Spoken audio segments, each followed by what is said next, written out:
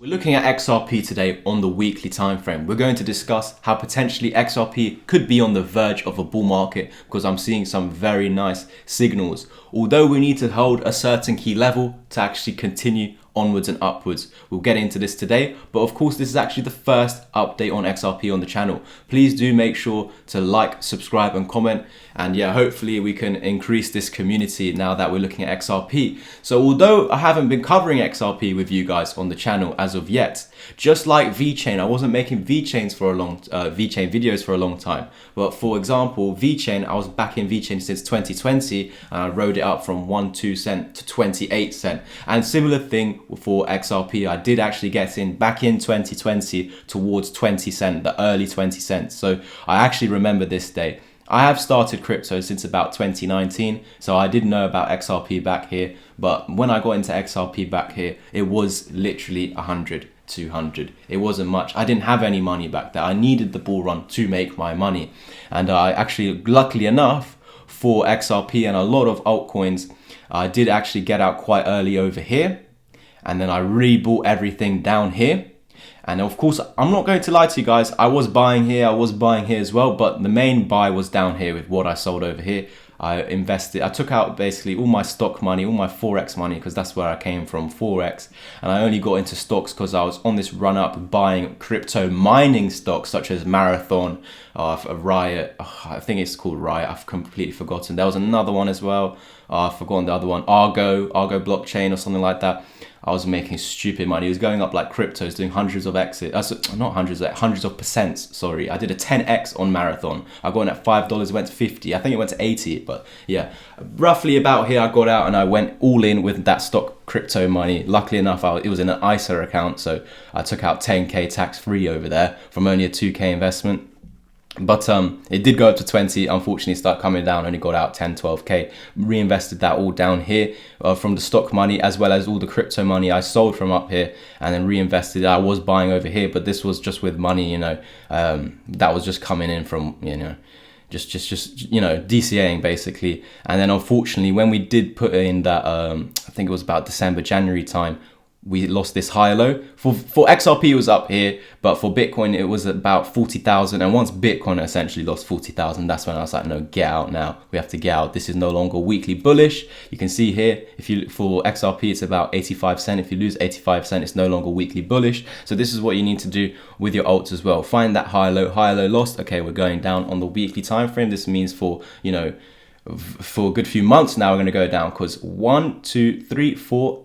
That's 1 month, guys. So very quickly, if we're going to lose this, very quickly, look, 1, 2, 3, 4. That's 1 month, just there's 1 month. So we're going to be going down for months and months and months when we lose weekly higher lows, because losing weekly higher lows mean we don't have a weekly uptrend anymore. We've got a weekly downtrend, because there's only two ways the market goes. But yeah. So I did actually have to get out there. Luckily enough, I did actually start buying over here, but with the FTX capitulation, yes, I did get out, and I'm just starting to get back into the market again. But XRP was showing great strength, because I think when FTX dumped, it was with this big red candle, and with that you didn't actually put in lower lows. So for Bitcoin we did, for some other alts we did, but there were other alts like XRP, Quan and Ethereum where they were actually holding the lows. So this is actually very bullish. I actually had a little piece of text over here saying strong demand. So this is what I like to do, so with a head and shoulders pattern. So we were seeing this across many altcoins, head and shoulders on Quant, on XRP, on many coins, even Bitcoin, and so on. VeChain as well. VeChain actually went lower. It's just reclaiming it now. But with XRP, it just came down to the strong demand zone and reclaimed it. So this is why I've been telling you guys on the channel, if you have been watching my other videos, make sure you tune into the Bitcoin videos absolutely every single day. It's the most important update, guys. So what I like to do is draw the horizontal, the uptrending neckline, the uptrending neckline, as well as the horizontal one. Reason being is, even if you lose this, you haven't lost the low, have you? So there's chances of bouncing from this point, because for downtrend continuation, we need to close below the lowest point, which is 28.7 cent. So without closing below 28.7 cent, this is not a downtrend. So although in that candle, in that week, so if we were looking at it day by day, maybe, oh no, it was in one day, okay, but if we're dissecting it into our time frames, we were down here for some hours and then we reversed.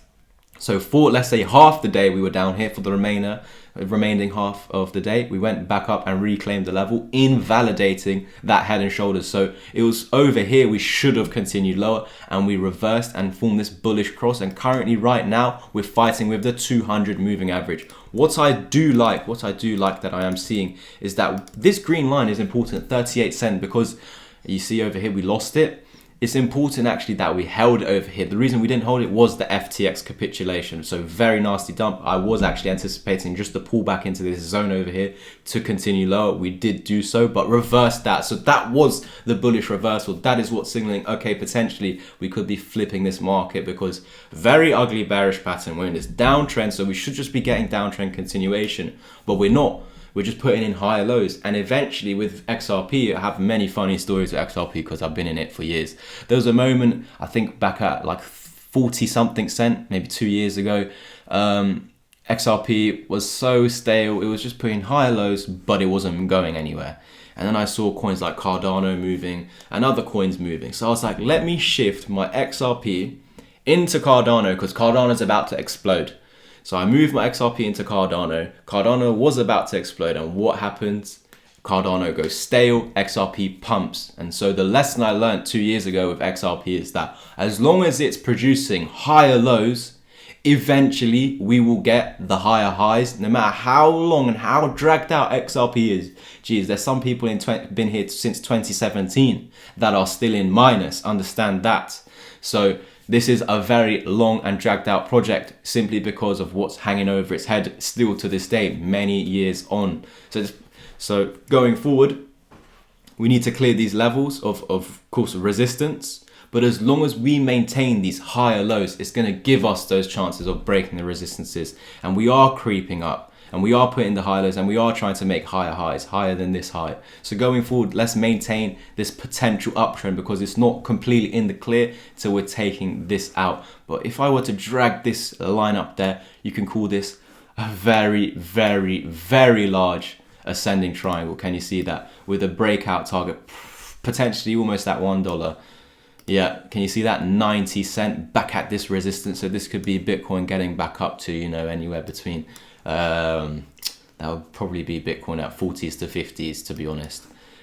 So that is only if we break out of the ascending triangle. We're not even at the resistance of it at the moment. Let's actually get rid of this and put this green line back where it was, which was down here at about 38 cent, because this is the level that we're currently trying to confirm as support. So there was this once ascending triangle. We broke out bullish. We needed to hold it support. We didn't do so, but we're now reclaiming that level and confirming its support. So essentially, we should be onwards and upwards to that target again, because we're confirming its support. We've got a bullish cross. We're holding the moving averages. We're just trying to get above the 200 moving average. And over here, we did not do so. We can even say that this area over here is a lot like this, just really condensed. And we can see that it was doing some fake outs between the 200 and eventually went lower.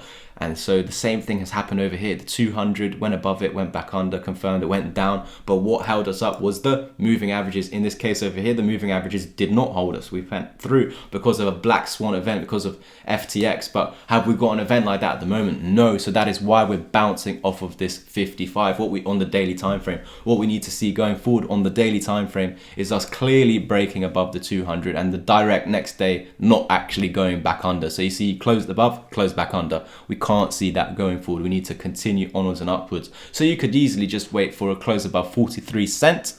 But equally, we don't want to lose 38 cents. So we're trapped between those two right now. I can get you some fib targets once we do break that 43 cent high. You can see we do have targets towards 45 to 50 cent, and that just a 50 cent. And that would be this next area of resistance over here, back to the range highs, which is what we're anticipating, because we were just calling for 91 cent out of this much larger ascending triangle. And to keep this ascending triangle, the potential 91 cent. Remember, hold above 28 cent. I'm going to actually prepare you just in case we do get this freak scenario of going down. We could be going down to 19 cent as a I'm not going to say worst case because you do actually have lower targets, but it is all step by step. And if you're above that 1 fib level, if you're above 28 cent, what is there to worry about, guys? Understand this. What I would also say, how did we get these targets low? We've measured this push up. So with this push up, you're going to have a golden pocket. You're going to have a 786 fib. And we know that the deepest we could retrace is the 786.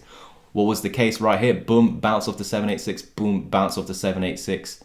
On the first time we tried to reclaim the golden pocket, we failed to do so, but we also failed to put in the lower lows. We did with the wick, but that strong demand pushed us back above, holding it as support, and now we're back above this golden pocket, confirming it as support. So it really is, to me, looking beautiful. We just need to clear this high of 43 cent on the daily time frame, and to be honest, once that's done, I am looking at about 45 to 50 cent for XRP. And going forward, if we ever were to break this range high of 55 cent, wow, guys, it's literally onwards and upwards to the next key resistance. Now, if this was our key resistance, there we go, our next brick wall at about 85 to 95 cent, which is what we were seeing as confluence for the larger ascending triangle hit that we see over here. Thank you guys so much for tuning in. Please do like this video, subscribe of course, and comment down under if you did find value. We will be looking at XRP in a lot more detail going forward. But yeah, I'm really happy that I'm finally able to share this crypto with you. Of course, it's one of the biggest out there, but it's just I wasn't making these video updates for you guys. It's always been one of my favorite cryptos. In the last bull run, it was my second biggest crypto. Actually my favorite, but it was the second biggest. I, of course, had more money in a more stable coin, such as Bitcoin or Ethereum. But of course, XRP, if you look at past bull markets, there were times where it was the number 2 coin. And in my eyes, it is the number 2 coin, not Ethereum. That's in my eyes. You can completely disagree. I really don't care. It doesn't matter anyway, does it?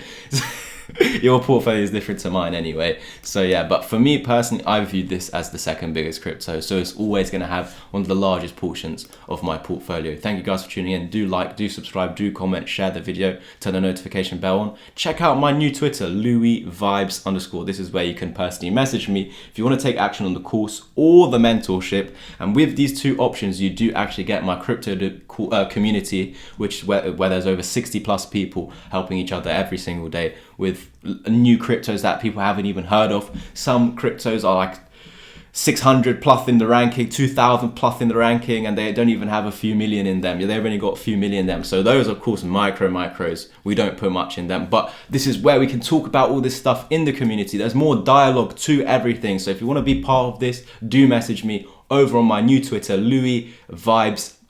There's a link underneath this, and the course and the mentorship is currently discounted for this weekend. Thank you guys.